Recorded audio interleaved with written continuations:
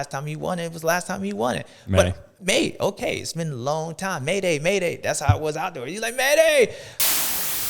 If Jett would have beat Chase that moto, it would have been a whole different scenario. Like, he would have said, yeah, well, I'm still good, but damn, the only reason I won that first moto, he probably was struggling. He probably fell. But him beating him that second moto makes him think, well, yeah, I knew I'm better. Started like, damn, all right, you didn't look that good in high school, but damn, girl, you look good, So that's how Haiden was coming. And second moto, you know what, lights came on, makeup fell off, and you're like, all right, well, maybe I'll just, I don't know, I won't tell all my friends about her. Let's see how it happens.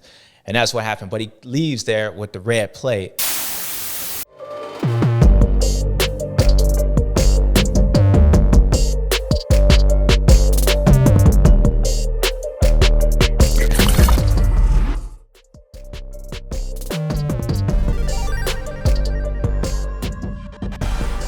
What's up, guys?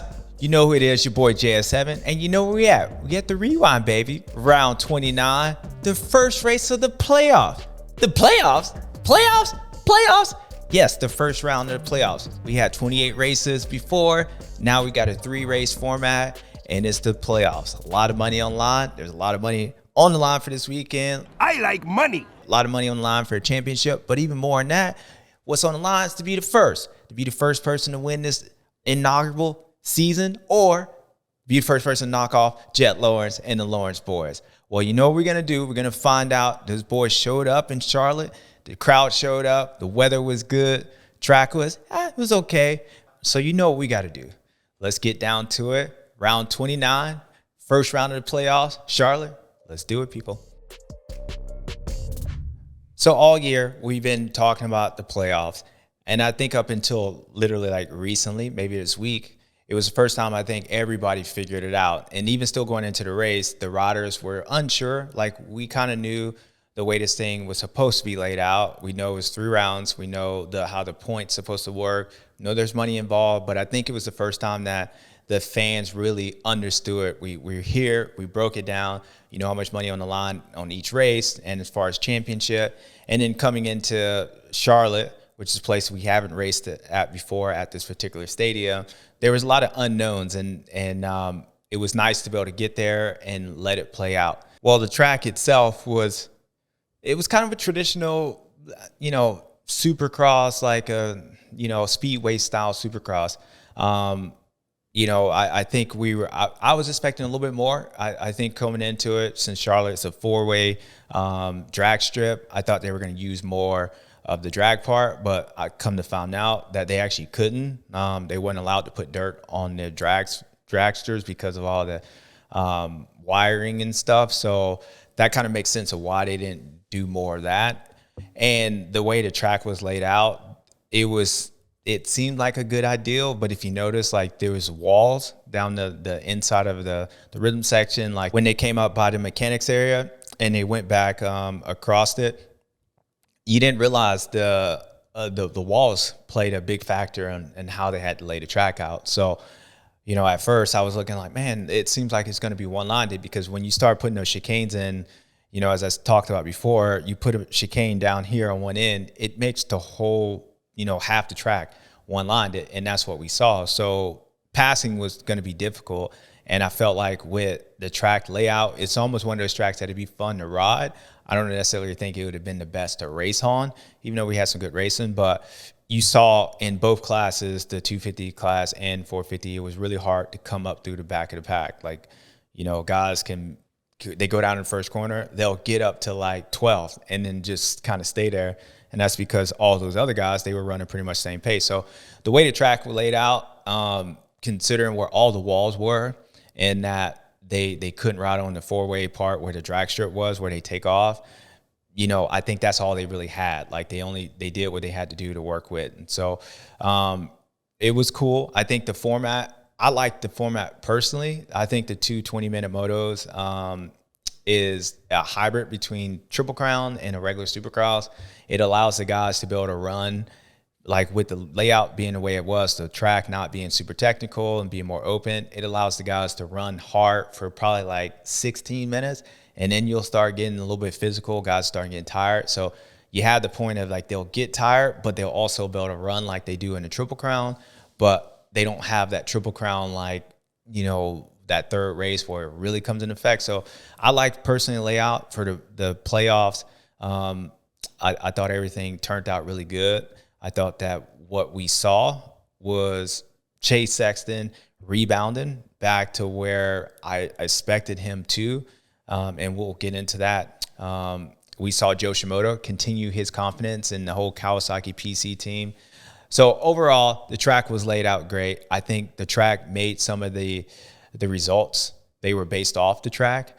Guys either not being able to come up through the pack or the track being a little bit easier, but at the same time, it allowed those guys to be the best. The best guys did win that day. So you can't say the track was it was non-favorable to whoever's going to be the fastest. They won. Chase was the fastest. Joe was the fastest. Haiden Deegan was fast. So it wasn't like a guy, just random guy win. So overall, good track.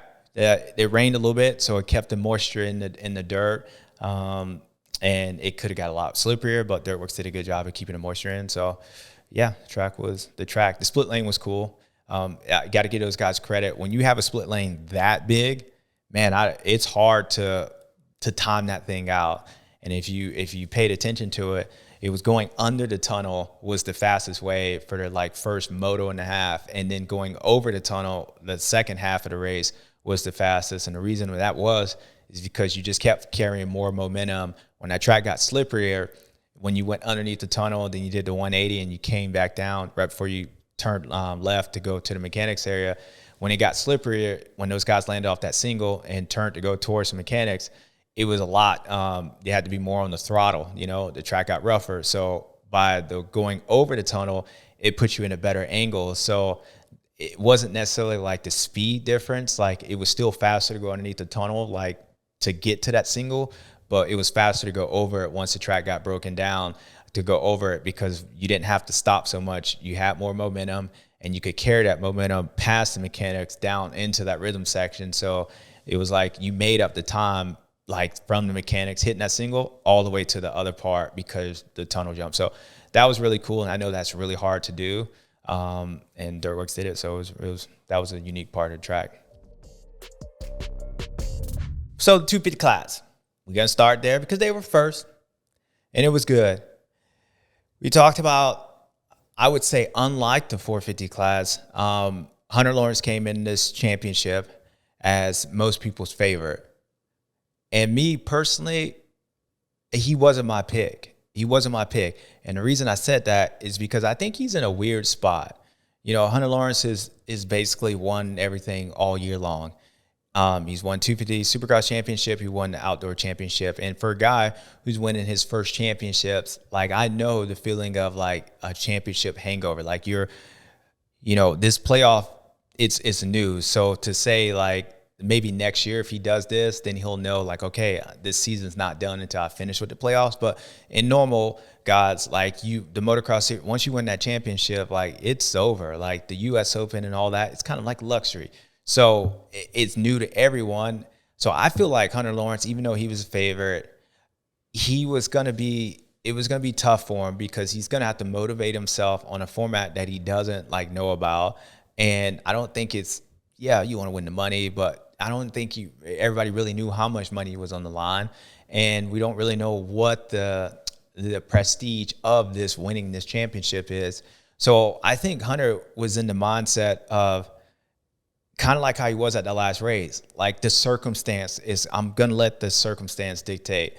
Like I'm going to go out there and try to win this race and I want to win this format, but like I don't want to get hurt. You know, like I've done what I was supposed to do this year and I want to get through this thing and I'm done with 250s. So I'm moving to 450s next year. I don't want this to stop me from getting ready to whoop my brother's ass next year. So it's kind of like I felt like he was in that mode of a championship guy, a guy that, hey, if I'm out there, I'm the best all year. I'm your champion. If I pull a whole shot, I'm probably going to go out there and try to win. But if I don't, then like I'm just going to do as best as I can. And that's the way it kind of looked like he rode. Like he wasn't that good in practice. And I would say the track setup was a lot of that. There wasn't a lot of separation. And I feel like just like his brother, which we'll talk about him in a second, they missed it on the setup. I think they were more like a Supercross style setup, and it just looked like he was struggling with traction. His first crash was 100% is Supercross suspension. We saw the Pro Circuit guy go and do the same thing, and as you watch him coming in the corner, I talked about this a little bit on the race, like everything's fine, and then he just had these two little bumps. No big deal. Outdoor suspension, you wouldn't even notice they were there. But Supercross, the bike's up, light. Supercross, the bike's got to be stiff. So he goes in, it's a little bit wet, and the front end ricochets off that, and then he just loses the front end. That's because he had Supercross suspension on it. And when you looked at Hunter's bike, just like his brother, you notice all the bumps on the racetrack. And unlike some of the other bikes, they just look like they were working a little bit better on that. So I think the Honda, or at least the brothers, they kind of missed it on the setup. Jett bike looked a lot better the second moto. But overall, if your bike's kind of holding you back, there's not a lot of separation on the racetrack. And when you look at all the guys that was fast, they were all the guys, like, they were kind of hanging it out. Like, Jason Anderson looked good. Haiden Deegan looked really good. Joe Shimoda looked good. The PC guys, the guys that kind of shirt tail flinging, like sometimes sliding out in the rear, like they look like when you watch them, they're charging. Joe Shimoda, we'll talk about him, but he was like a hybrid between both of those. But overall, the guys that was looking like they were trying was the guys that were really going fast. And I think the reason that was because it was like a motocross track in a Supercross. It was more motocross than anything else. And if you're riding Supercross suspension on a motocross, you got to be comfortable being uncomfortable. And the bike's going to be moving around, and you can't just pick your way around the racetrack off of talent. You got to just go out there and just ride that thing. So I think with Hunter, if it was a regular Supercross track and if he knew the format, I think he would have been better off. But the fact that he fell in the first corner, or he fell the first lap in both motos, and the track being narrow and there wasn't a lot of separation, I just don't think he was comfortable, having to push his way up through the pack, and there wasn't a lot of separation without him taking a lot of chances. So I think Hunter rode okay.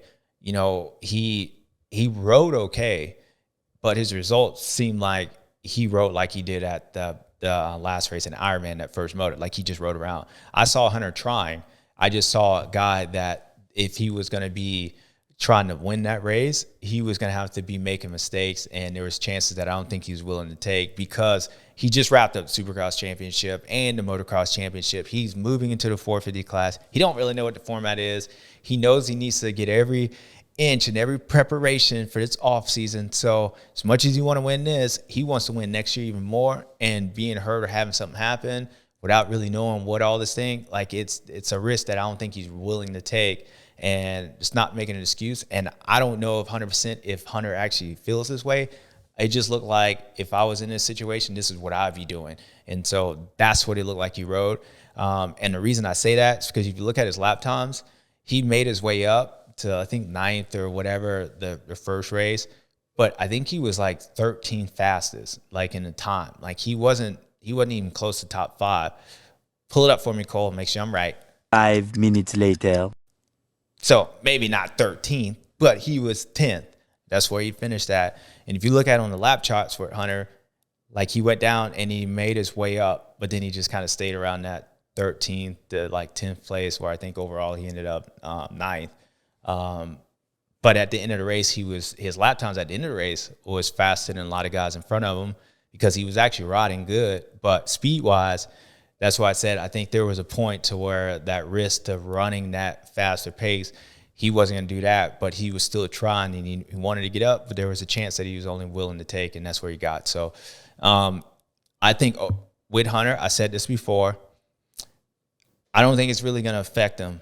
I don't think it's like in this particular class, just like Haiden Deegan, guys like Joe Shimoda and Haiden Deegan, and a lot of these guys, they win this, it could change next year. And every weekend, they could change their mindset. Like, I believe Joe might walk away with this thing. Like, it's going to be between Haiden, Joe, and I believe Hunter is going to win one of these things, but maybe like LA is more like traditional Supercross style track. But I think those guys, it could pump them up. Every win they get, they're just going to get better. Where I feel like Hunter, he can go out and get ninth next weekend and then like go out and win the next weekend. Like it's not going to affect what he's doing next year. It's not going to change this 2024 season. The only thing that could change that if he rides and something happens and God forbid he gets hurt. That's the only thing that's going to change him. Whether he wins this or not, Hunter is going to be going in next year just as strong as he was, whether he raced this, won this, lost this, whatever happened. So that was Hunter Lawrence. The reason I talked about him a lot, because he had the red plate up until this weekend. Now, the guy that came out the first moto, Haiden Deegan.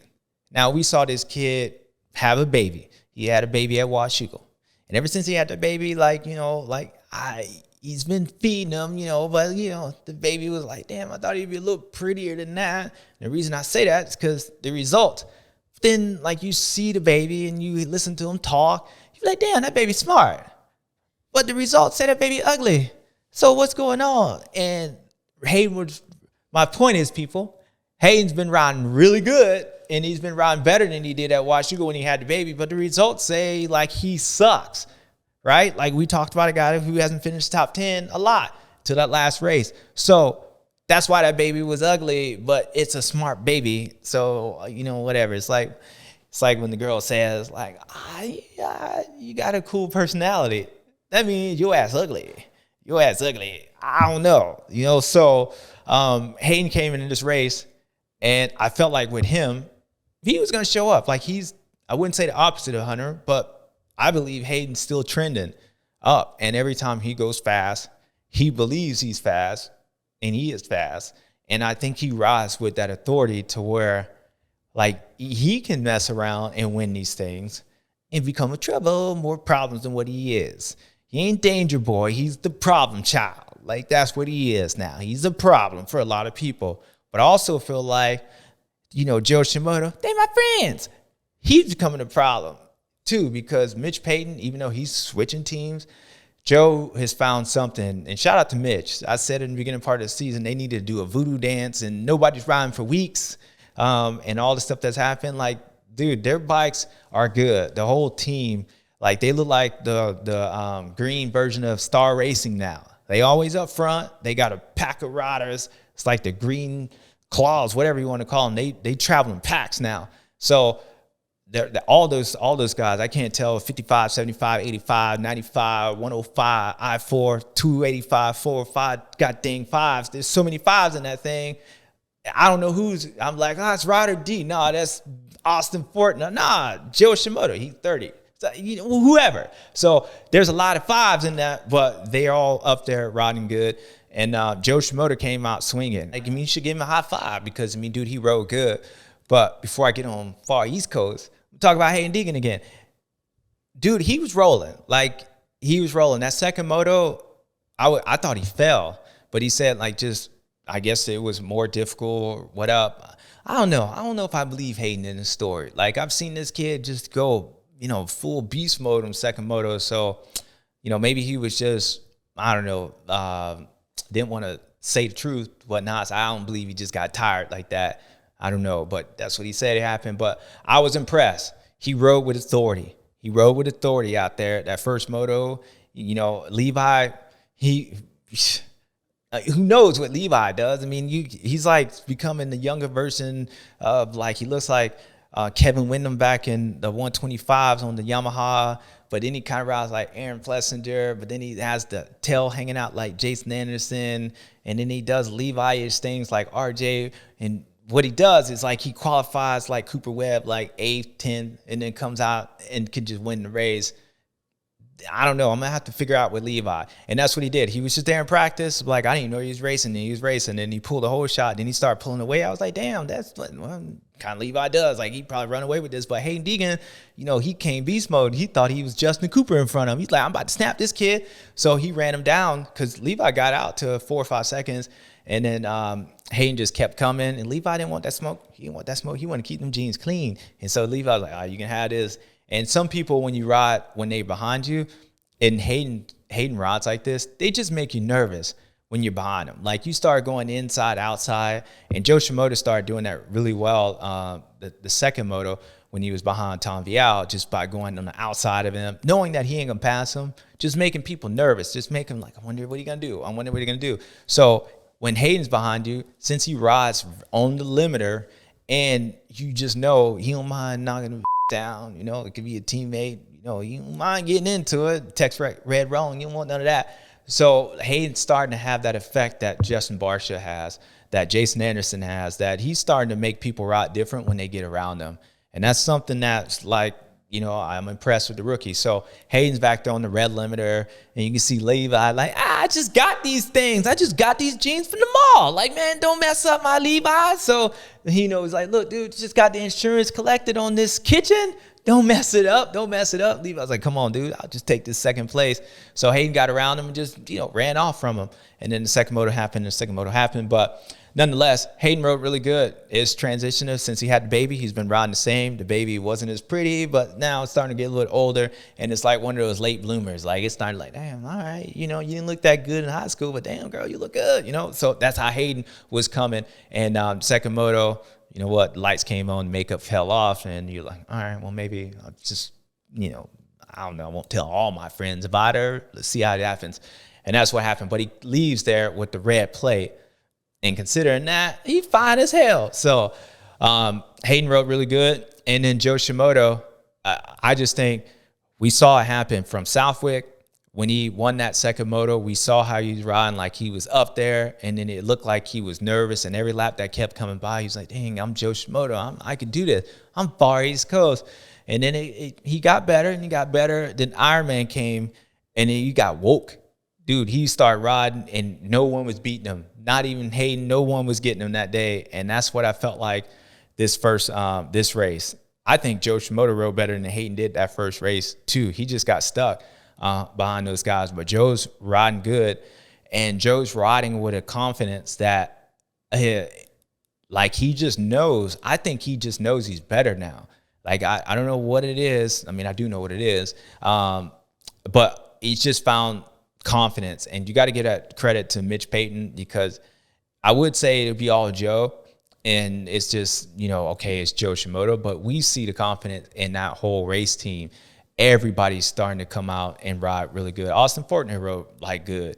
You know, the results didn't say that. He rode good in the last chance and all day, but all those guys rode good, and I would say that's definitely because Mitch Payton, he found something that allowed these guys to get confidence in their motorcycle, which allowed these guys to start believing in themselves just as much as their equipment, and now you're starting to see the fruit. So if they continue this trend next year, they're going to be without Far East Coast, and Far East Coast is going to be on the Honda, and he's going to be fine over there. But I think Mitch is trending in the right way, and it's good for our sport because we're going to have Hondas, we're going to have Yamahas, and we're going to have Kawasaki's in the fullest. And then, of course, you got the RJ still doing RJ stuff.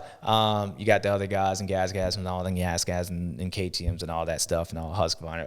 I did say Husqvarna. You got to have all these bikes. But Joe was dominant.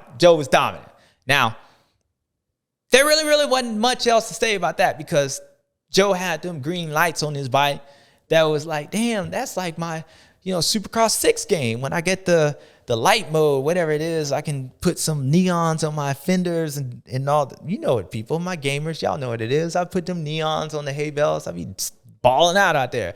Well, Joe Shimoda had that this weekend. And I was hard on Far East Coast. I was hard. I was starting to think that he was from the West Coast because he wasn't living up to his name. Then JF was starting to getting disappointed. And I would say, Joe need to take a bitch out. Like, he need to take a bitch out because he can't pass nobody. He need to take a bitch out. Well, Joe decided, like, I ain't going to take no bitch out. Why? Because they my friends. So I'm going to just start in front of them. And I'm going to have to only pass like 1 or 2 people. And that's what Joe did. And Joe has been riding good for the last couple weeks. And we saw this building since he got that first win at Southwick. We saw it at Ironman, dominant. First time he ever had a 1-1. And he comes out in this format, and there was a lot of money on the line. And you would think a guy that was changing teams maybe wouldn't be into it. But no, not. Funny, both the guys that won this weekend, they both changing teams. But Joe showed up and showed out. And Far East Coast was back. And I think, to be honest, it's gonna come down between him and Hayden. And of course, when you got Hunter Lawrence as a champion and that a guy that I said won't get affected, I think those are gonna be your 3. But if I had to pick, if Joe comes out, wins this next one, then it's Joe time. It's Joe time in there. But you never know. You got that pesky danger boy, problem child, Haiden Deegan. That look, he was getting a little ugly for a while, but that's a smart baby. He's back there. But today, for the first time and the big time for the playoffs, people, the playoffs, we had Joe Shimoda, and all these people, they were filling it out, but not far East Coast. Joe was back, and it was good to see. So Joe Shimoda from here, for the first time ever, hit it for him, Cole. Suntan, neck's on fire. You get a playoff neck burn.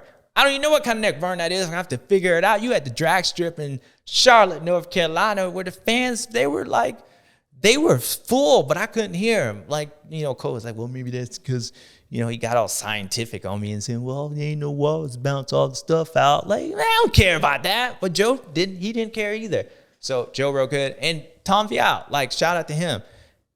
Dude rode well. I mean, all these guys really did.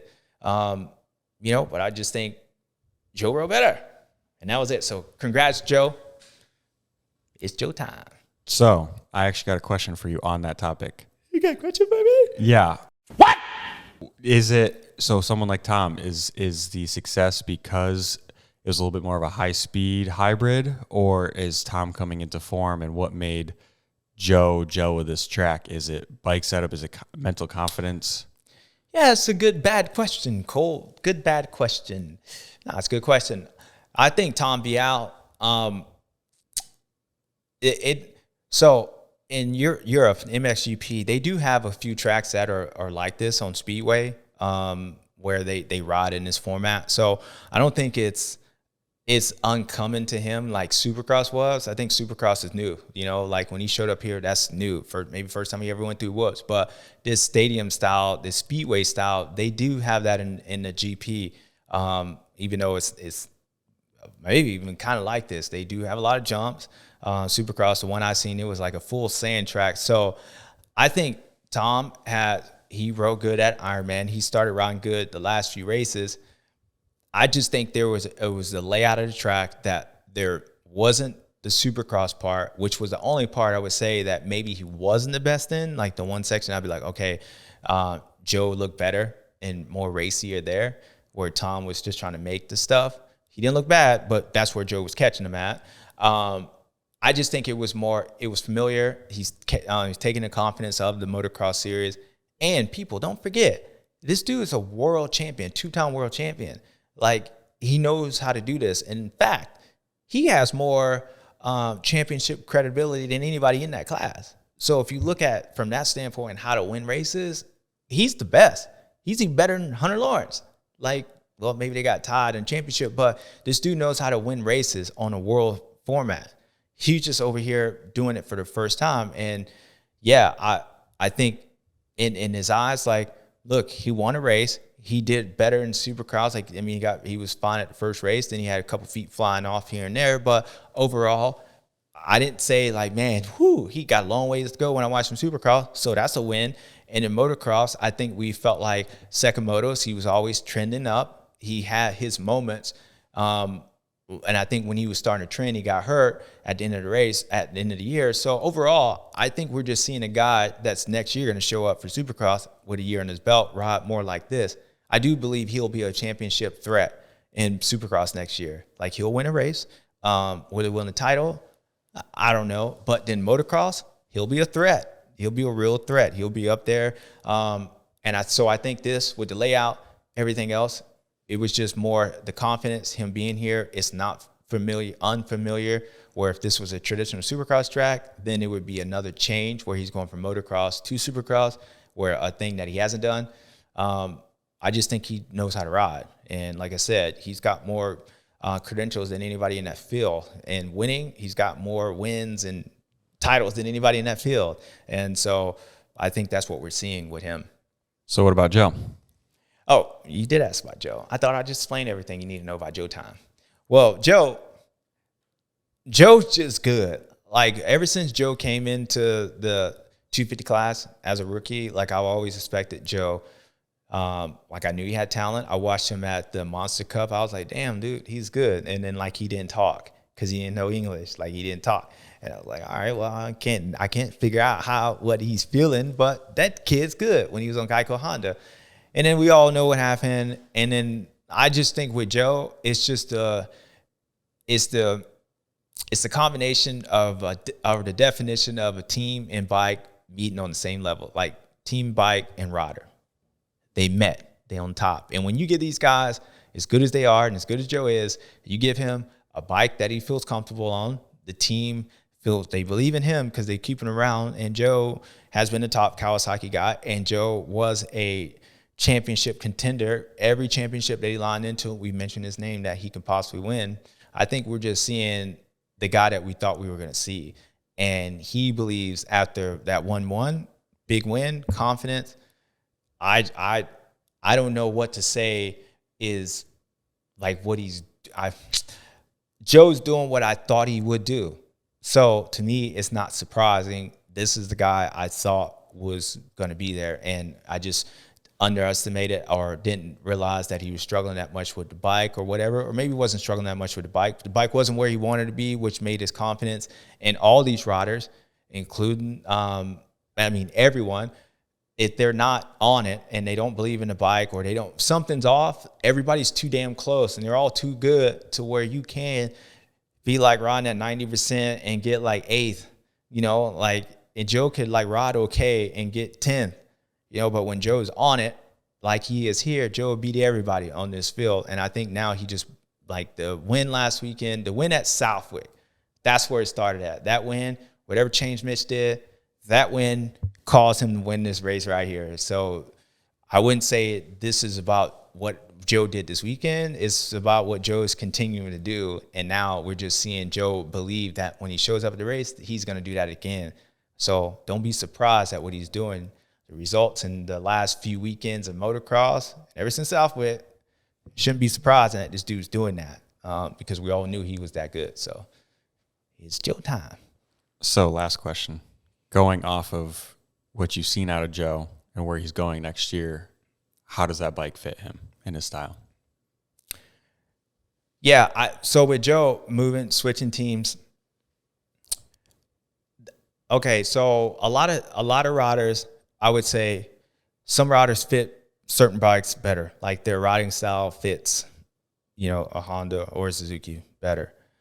I think Joe, the way he rides fits everybody. I don't think any bike's going to make a difference because he has a good style. And sometimes he rides with his arms down, but that's kind of like the new age, the Jett Lawrence, and they're kind of trending the elbows back up. But it got down for a while. And the way Joe moves around on a bike or doesn't move around, he doesn't make a lot of mistakes. Where some guys, like if I put Haiden maybe on a KTM, I feel like Haiden can outride that bike because the frame could be flexy too much. Or if, say a guy like Hunter Lawrence, if you put him on a bike that's on the front end a lot, he might not ride that good because if he doesn't trust the front end, then he rides on the front end. So Joe rides pretty neutral. And he doesn't do anything where I'm like, damn, he's going to override that motorcycle. So to answer your question, I think Joe's going to be fine. And I think he's going to be on the team where he's got his friends with Hunter Lawrence, Jett Lawrence. He's probably going to be riding with him. He's got Chance Hymans that is going to be back next year. So if he don't do well, he's going to be getting beat by him. If Chance comes back and continues what he's doing. So Joe's going to be in the same spot as Hunter Lawrence was this year, where he's going to be riding with Lawrence's, so he's going to know the best of the best every week. He's going to have Chance, the guy that's probably not as good as him right now, but could be, so he's going to have to keep stepping up his game. So he's going to know what that pace is. And if you listen to the 450 class and you heard Ken Roczen, the reason why Ken Roczen felt comfortable this weekend is because he said he was riding with Chase, so he knew where his pace was. So going into this weekend, that was one thing he wasn't worried about. He said, well, I can run with this dude during the week, and I know he's pretty damn fast. I know Jett been pretty good, but I had my luck against him. So if you hear Ken, he wasn't worried about that. And riders, look, we worried about getting tired. Of course, you ain't training. You're like, damn, I'm going to get tired. But the biggest thing that we are afraid of is if we ain't fast. If we don't feel like we're fast, that shit ain't going to last. And that's a fact. So if we come in there, I know going into the season, if I knew I was fast, I'd get in shape. I'll roll these rolls off. I ain't worried about that. But the only time I was ever worried is when I wasn't comfortable and I felt like I wasn't as fast as I could be, or I knew that pace ain't gonna get it done. And if you're not fast, you ain't gonna win. That's facts. I don't care how good a shape you're in. Like, you gotta have speed. You need speed. So Ken Roczen, he felt like he had speed, and that's why Ken was riding good. He knew he's gonna get tired or whatever. They all gonna get tired. So back to Joe, I think he's gonna figure all that out. He's gonna go off of this momentum. No matter what happens, Joe has figured out something. He's gonna switch a team that he just watched win everything. They just won everything. The only time anybody's stopping that is either a blue bike, which we know they're pretty good, and Joe time. So I believe he's gonna be fine. The Honda's gonna fit him well. And so to answer your question, I think Joe's going to ride just like he did right then. If he feels comfortable, he's going to look just like that. So he'd be fine. So the 450 class. Now, this was the one class that we were all interested to see what was going to happen, because we just ended the outdoors of pure domination by Jett Lawrence. I mean, it's been, what was your stat, Cole, about the Lawrences? They've been on the podium what? They've been on, one Lawrence has been on the podium in the last like 700 or something days. So for like 2 years now. Yeah, that's right. Yeah, 5 out of 4 people, right? 5 out of 4 people. It's been pure domination by the Lawrence boy. I'm thinking about changing my last name. Like, shoot, James Lawrence. Doesn't have the same as JS, but it'll work. But nonetheless, it's been a domination by Jett Lawrence. So coming into this round, we were all curious that with the new format, because it's not a new season, but with the new format being at the playoffs, you got Cooper Webb coming back. You got Ken Roczen coming back. Little thorns in your side. Ken Roczen was one of my dark horse picks coming into this, because of this format, because I know when I saw Ken ride last, he rode good. Even over at the World Supercross, I watched him. He looked good. And, speaking of Ken, just quickly, I think Ken's in a good spot. He's in a good spot mentally. And I felt like with, knowing Ken just a little bit, but just on the outside looking in, just his riding and. Sorry. What the are you doing? I just double checked my fact. It was 588 days. I just didn't want to sound like an idiot. You do sound like an idiot. You do sound like an I idiot. had to You went interrupt from you. 783, what? I just said 700 something. 700 something to 500 something. 588. 588. Why you get that number right? I mean, that's still. It's a lot of days. a year and a half. Year and a half. Shh. Oh, you can know a year and a half. Well, anyways, they've been on the podium a year and a half. I thought it was 2 years because of the information that the guy who's running this show, doing all this stuff, the guy that you can't see, but always interrupting, taking peas, just interrupting. It's his show. It's the Cole Beach Show. I'm just happen to be a part. I'm a guest on Cole Beach Show. It ain't the Rewind. It's the Cole Beach Show. Well, my math was wrong because your math was wrong, and I didn't even say anything. How would I even know how many damn times? Every time I've seen them, they've been on the podium. But anyways. So it's been a pure domination about Jett Lawrence, Hunter Lawrence. Back to Roczen though. He picked this team. He chose to go ride a Suzuki.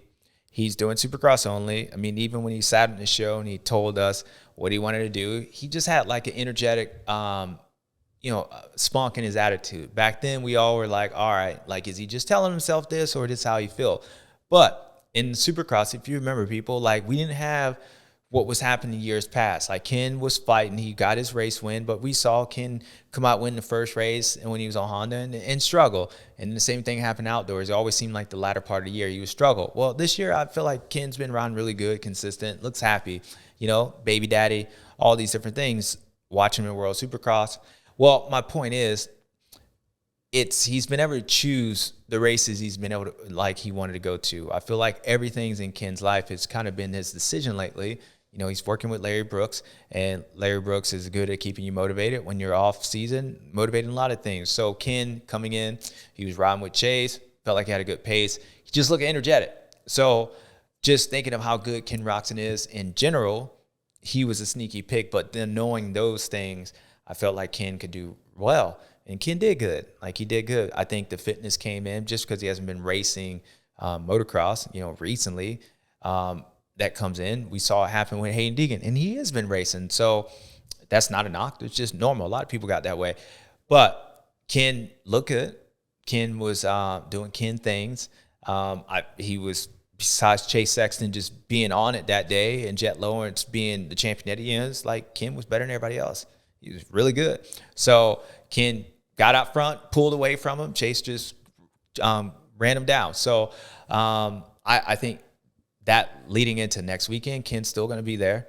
And I think Ken's, again, back in a happy spot. But going to Chase Sexton and Jett Lawrence, that was a battle that we were looking at. We saw how it ended outdoors and Chase being frustrated at the last race. But coming into this race, I said earlier that I didn't pick Jett Lawrence to continue going undefeated. Even though Jett Lawrence, he could still be the title favorite and he still probably can win this title. I just feel like the likelihood of going undefeated, this format of nobody knowing, I saw this layout of this track, and I knew one bad start would cause this issue. And the fact is, this first race was really important for Chase Sexton, Ken Roczen, everyone outside of Jett Lawrence. It was important for him as well, but in a different way. And the reason why it was important is because you don't want to end Saturday as if like the last previous Saturdays. You don't want that. So if I'm Chase Sexton, I don't want to end up like I was at Ironman in the previous races. And what I mean by that is that if I allow Jett Lawrence to come in the Supercross format or whatever this format is, the playoffs, and beat me again, then everything that has been happening in the past, it's going to continue happening. The mindset's going to stay the same. Jett's going to still believe that he can do whatever he wants. He can win. And that confidence level, as I said, in outdoors, Chase wasn't racing Jett to win the race. He was racing Jett to win for next year. It was about next year. It's about, because he was out of the championship. He needed to beat Jett for his own mindset to continue on the offseason to get him next year. So coming in, everybody, Jason Anderson, all those guys, they wanted to come in and hopefully it's a restart, try to beat Jett. Well, you saw in that first race, them boys were jumping, dude. They would jump. They were not happy. It was like when you have been upset and you finally get a chance to slap somebody and you slap them like multiple times. Like, you're like, dude, I blacked out. All that fire and hate. I mean, AC was out there giving them some. AC came in. He was like, da, da, da. He was going to give them. And they were bumping Jett around. And it started from first practice. Jett looked like he struggled. He qualified like 10th. I think there was something wrong with his tires or whatnot. Then he came out that second practice and was a second faster. We were like, all right, here we go. But I knew by watching him, I'm like, dude, to me, I'm like, his bike looks too stiff to me. Like, so knowing that this track's going to break down, I think he's going to struggle. And that first race, we saw him, and I said something on the broadcast. I saw him land off the finish line and sit down right before that next roller. And that's when I knew, I'm like, wait, no one sits down right there. And the only time you would sit down is if you're like tired or you can't hold on. Well, he does that. And then he the same lap or a lap later, he falls. And you could just see his bike dancing around like he was uncomfortable, like he had an arm pump. And I think that was the same thing I saw with his brother. His brother didn't like an arm pump, but you just saw a difference in Jett Lawrence. Like, he was having a hard time turning. His bike was up. And Chase Sexton looked the opposite. I felt like as that race was going on, Jett was not coming up. And I was giving Chase confidence because he could see Jett was still staying in the same spot. And I've been there before. I've seen, like, I'm out front, even though, like, let's say it was Ricky or Chad or whoever it is, I'm watching them back in 10th place. Like, I'm out front, but I'm watching them. I don't care about who else is behind me. I'm watching whoever I think is my biggest competition. And if I don't see them moving up and I see those same people in front of them, it gives me confidence. And then I start getting more confidence and I start riding. And true story, this happened in Dallas, 2014. At that time, Ryan Villapoto was number one plate. He had the red plate. He was my biggest threat. And I was at Dallas. I just beat him at San Diego that week before. I beat him straight up, confidence. But in Dallas, I got out front. Dungy was in front of me. I got around Dungy, but I was paying attention to Ryan Villapoto, RV. He was in like 6th, and he kept staying in 6th, and he kept staying in 6th. And even though like he was there, it allowed me to get more confidence because Dungey was still right there, and Brayton was there, and Roczen was there, but I wasn't worried about them. It allowed me, because Villapoto was in 6th, it allowed me to start pulling away from Dungey because I saw Villapoto staying behind those guys, which is telling me that he ain't feeling good and that he ain't gonna catch me because he ain't even passed the dudes in front of him, which allowed me to pull away. I feel like with that this weekend, we saw that with Chase Sexton. Jett Lawrence was where he was, and he wasn't able to pass those guys. And every lap, I saw Chase get more confidence because he was making a few mistakes. I mean, as everybody was. But then he clicked in the zone, and then he just ran away from him. And I think all that was dictated off of, look, Chase feels like he's better, and I've been saying all year that I think Chase was faster in a lot of spots, just Chase kept making mistakes. And the way the track layout, considering that Chase is really good on speedway style tracks. He's good at Daytona, he's good at Atlanta. This did look like Atlanta, except for didn't have as many jumps. But overall, I felt like Chase was going to come in this confidence, and he is a Supercross champion. And I said this anytime you win a Supercross champion, like, you deserve it. It's your championship. Don't matter who's in or what. Don't matter what we think. He deserved it, and he won that title. He shows up with the red plate. So that's a change. So when you see that red plate on your bike, just gives you confidence right there. He hasn't seen that all year since Supercross. He hasn't even led lap all year. So he led the lap. His biggest competition, looks like he's struggling. Then he knows he goes down, and Chase runs away, wins that race. Well, fast forward to the second moto, then it was on. Jett bike looked better. They softened that thing up, and Jett was trying to come up, and Chase, because he was able to win that first moto, because he feels confidence, because Chase is that good, Jett put in the hot laps, Chase put in the hot laps, and don't underestimate what just happened. Like, Chase was able to stop Jett Lawrence from coming up and catching him. Jett was coming, Chase was able to answer that, and you can just tell, like, that moment, that momentum, it was so big for Chase. And that's why I go back to what I said in the beginning part, how this race was really important for all those guys outside of Jett Lawrence to stop what was just going. Because no matter what Chase did that first moto, if Jett would have came up and beat him, no matter, Chase was still going to win the overall. If Jett would have beat Chase that moto, it would have been a whole different scenario. Like, he would have said, yeah, well, I'm still good, but damn, the only reason I won that first moto, he probably was struggling. He probably fell. But him beating him that second moto makes him think, well, yeah, I knew I'm better. Put Supercross, I'm a better Supercross rider. And, you know, this is all my bike. All these issues that outdoors, that was just outdoors. Now I'm back in my home thing. I'm better than that guy. I'm better than that guy. And what he thought coming in the outdoors and what he thought every time he raced Jett, he thought he was better than that guy. And, hey, he is, and sometimes he wasn't. Jett was really good. But this weekend, it was like he was able to, Chase that is, was able to, like, put those beliefs of what he thought was true. He was able to execute that. Now going to Chicago, new race. Now I think it's important for Jett Lawrence to answer the bell. Like, so I think that emphasis, where Chase is still going to have that emphasis, because I don't think he believes that Jett's just another guy now. I don't think he believes that. And I do believe from Chase's standpoint for next year, because, you know, it is double points, so 6 points, 14. Like, yeah, you know, the championship, we got a ways to get before we got there. But I do believe if Chase can knock him off again and do what he did that second moto, then we're talking going into off season that no matter what happens that last race, you just beat this dude after not beating him all year. You beat him straight up. Jett's going to be worried about you. You're going to have that confidence. So going into this weekend in Chicago, you got Chase trying to replicate what he just did, to let him know that it just didn't happen. Your bike's whatever. I'm sure you guys are going to make changes, whatever. But I'm Chase Sexton. I got Supercross stuff on, and I'm better than you, son. Like, I'm better than you. I just beat you last weekend. I do it again this weekend. Oh, hell, it's going to break loose. And you got Jett Lawrence saying, wait a minute. That 22-0 was not just outdoors. Like, I just had an off weekend. I'm coming back here and solidify that I'm the greatest. So you're going to have Jett coming into this race trying to prove that, look, last weekend was a fluke, and you're going to have Chase trying to prove last weekend wasn't a fluke, that the outdoors were. And I think we're going to have some good-ass racing between those two. And, of course, you got Ken Roczen, you got Jason Anderson, and all those other guys.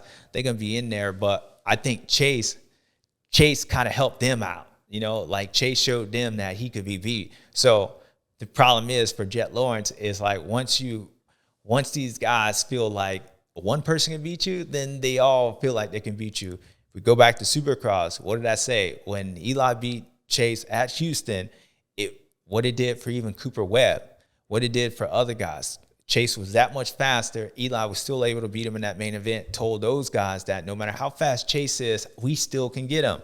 We still can get him. Well, I feel like this is that situation. And per se, the reason I say that is because look what happened that first moto. When they sniffed the opportunity that somebody else led a lap, Chase was in front of him. Everybody was jumping him, passing him. Anderson got him.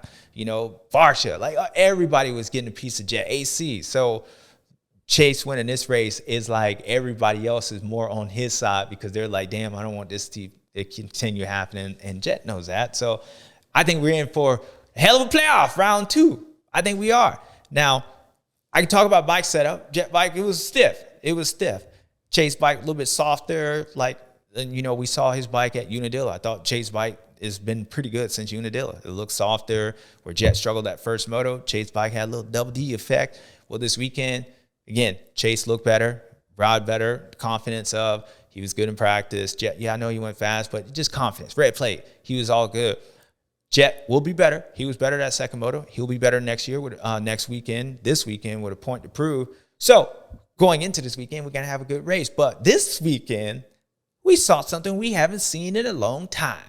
We haven't seen this in a long time. Now, I don't even know how to do this because I've been saying every time I say it, I'm like, yeah, hit him with a fire call, neck burn, Jett Lawrence, Lawrence rather, 100 Lawrence, 100 Lawrence. I haven't said Chase in a long time. Like, damn. You know, it's been since May since I said something about Chase.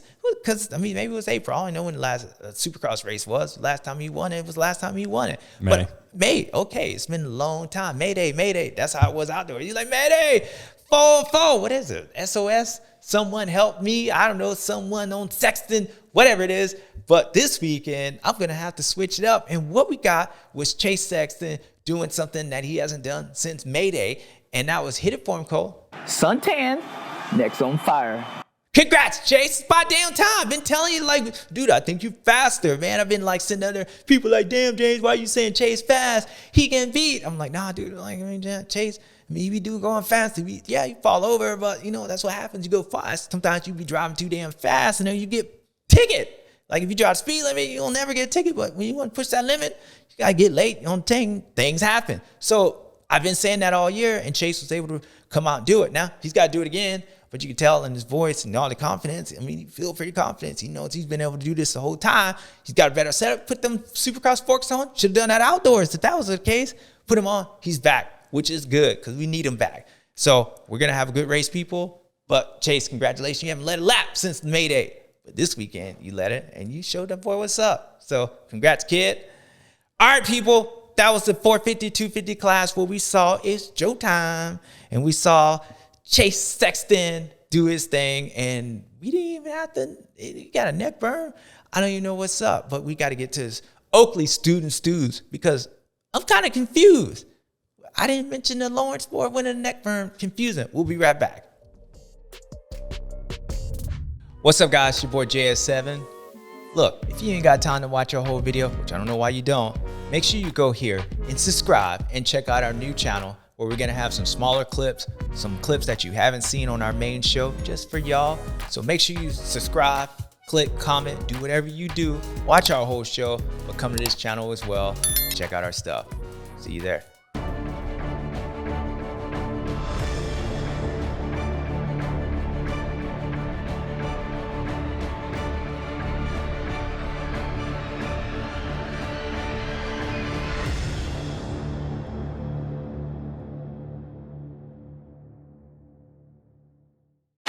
They say an object in motion tends to stay in motion. We test that idea on a daily basis. Motion and experimentation, motors and manpower. We continue to evolve and thrive. So whether you climb or cross over, find your own line or pin it wide open, as long as you're moving in a way that gives you what you need, we'll be here for you.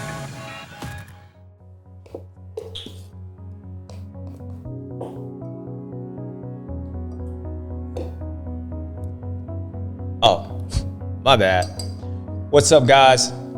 Just mixing my AG1 mix right now. It's been a long weekend, been a long season. Something I do every day. Mix my clip. I know it doesn't look that good, but it's good for you. It's keeping me sharp on my feet. Helps keeps my energy up. It's easy. And as you see, I'm mixing mine. And if you're traveling like I've been and you ain't got time to sit here and mix it, which I do right now, make sure you go to athleticgreens.com/bubbasworld to get 1 year free vitamin D and 5 travel packs. That is athleticgreens.com/bubbasworld to get your free 1 year supply. All right, people, you know what time it is. My favorite time, your favorite time. Oakley Stews and Stews. All right, first, you know what we're going to do. And we've been doing it all year. It seems like we've been doing it a lot. And I've had this thing on auto repeat. I was almost going to tell Coach, just use the one from like a couple weekends ago. You know, just put like somebody else, like Siri. I have Siri change the name of where we at because it's always Jett Lawrence and Hunter Lawrence. Like, congratulations. Well, Hunter been struggling, you know, like, you know, he almost got kicked out the house. But Stu, which is what Jett Lawrence. Jett Lawrence is always a Stu. He was always winning, kept signing a number of plays. Chase Sexton, he was winning in Supercross, but I haven't said his name in a while. Then I was giving other people Stews just because they were out there like they were doing it. Then I stopped doing that default Stu because I'm like, no, you just got to win the race. But Stu, better than everybody else, coming out like you just got beat all these times and you just showed up and you just came back from the dead and you just showed up and showed out. Stu, so first, I'm going with Chase Sexton. I'm putting you on this list first. Why? Because I couldn't transition to get Joe Shimoda in this, so it just fit.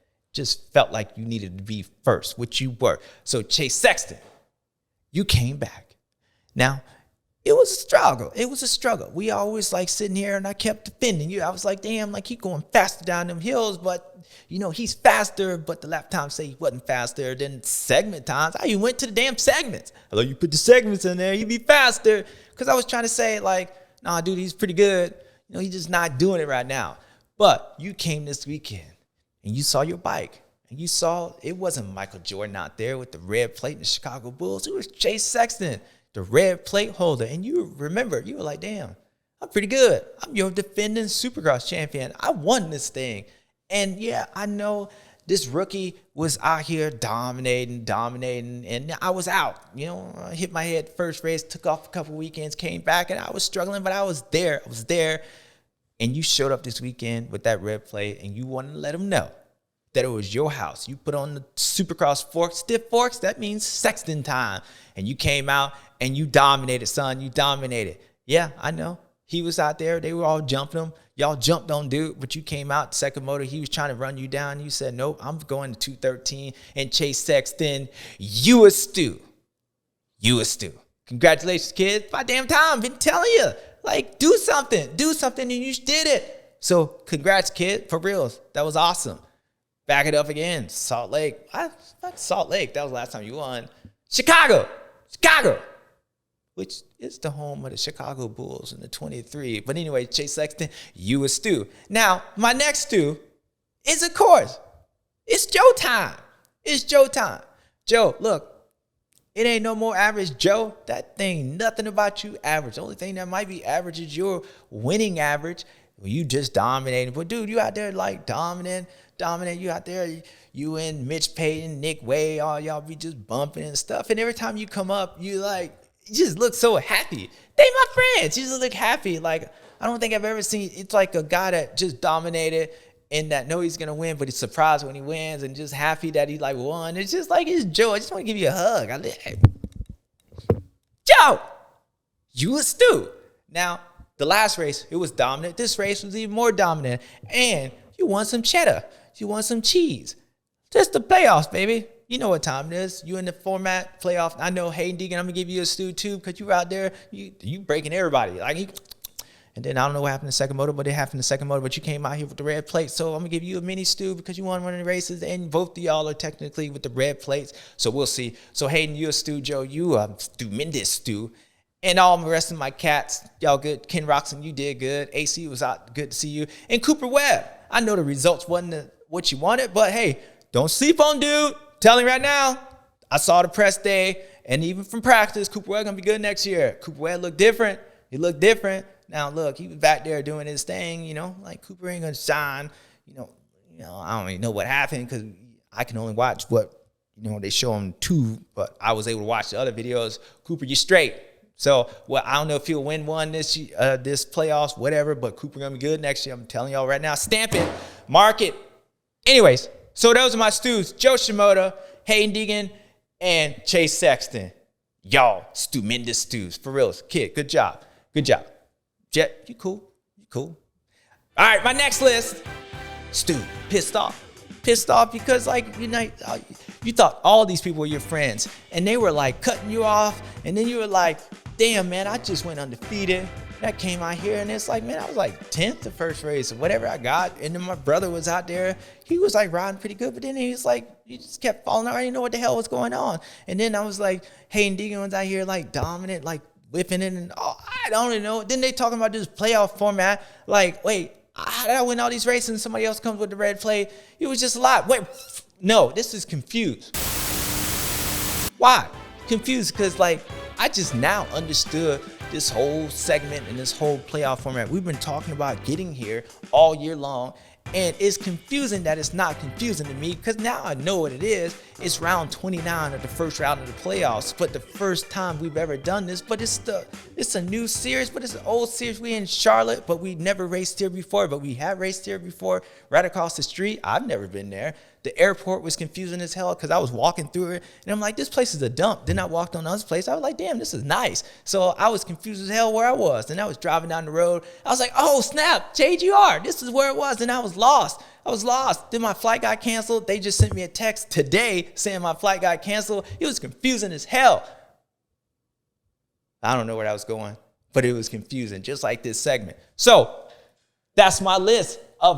There's nobody on this list. Well, I think you were trying to say that I wasn't trying to say anything. The playoffs you were confused, or everyone was confused until understanding what the playoffs were. Whatever Cole just said, that's the way it was. You were confused. Now you ain't confused anymore. What I was saying, people, is that just like the playoffs, until we got here, the Riders didn't know. I didn't know. They still don't know. But what we do know is Chase Sexton won, but Jett Lawrence don't feel like he lost. And Chase came in, the person who hasn't won since May, but he showed up with the red plate. And the guy who's won everything since May showed up in third, which confusing. So, but after this weekend, we got a better performance, and the next weekend you can win, and then but you can get not 3 points, you can get 6 points, and then the following weekend you can get 10 points or 9 points. It was confusing, but if you watch the show, just watch and see who wins, and the next weekend they show up, the red plate or with the green light on it, that's who's winning. Simple as that. I don't know how else to make it confusing or not confusing, but that's the way it is. So the playoffs, honestly, people, it was cool. It was really cool. This sport needed something like that. I know we talk about this confusing ass segment. I make fun of it, but I got to give a shout out to AMA, Feld, MX Sport, the whole sport in general, because you might not like this group, that group, whatever, or you love this one over that, but we all needed to come together.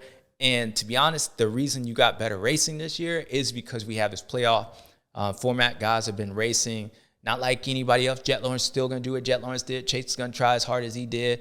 The top guys, they're going to do what they do. But I do believe guys that come back from injuries, they came back from injuries to get ready for this series that they didn't know about, but they knew they were going to come. And a lot of these things, even for the privateers, it's life-changing money here. And that wouldn't have happened unless we would have came together. So I'm not selling it. I'm telling the truth. I wish I was coming back out here racing. If you don't like it, get it. I don't really care. But honestly, shout out to all those guys because this sport did need this. And for whatever reason, what made it change, it was a good thing that happened. And we're starting to see the fruition of what's happening today. The riders enjoy it. You haven't heard one of them at all say they don't like this format. And truly, it's only one more race than what it has been in years. It's literally one more race, and they all enjoy it. So shout out to all those guys. Whole TV package is here because we done this. So you guys get to watch it on TV and miss all these races and not miss these races because of all this. So it was cool. So I just wanted to say that. To be honest with you, it's really cool. Our sport needed it, and our sport got it. And the riders are reaping the benefit, just like your boy, because I'm here. And that was it from round 29, the first round of the playoff, people. where we saw Chase Sexton and Joe Time do his thing. And you'll see your boy this weekend at Chicago, which I think they got a video of me flipping the truck, because that was the only time I was up in Chicago. I was either at home watching Michael Jordan and the Bulls do their things, or JS was flipping the truck. Either way, we're going to watch these guys at round 2, Chicagoland, round 30, playoffs, where we're going to see what we're going to see, and we'll be back here next Tuesday. Until then, people, y'all know what to do. Chase Sexton, good job. Joe Time, it's my time to get the hell out of here. Bye-bye.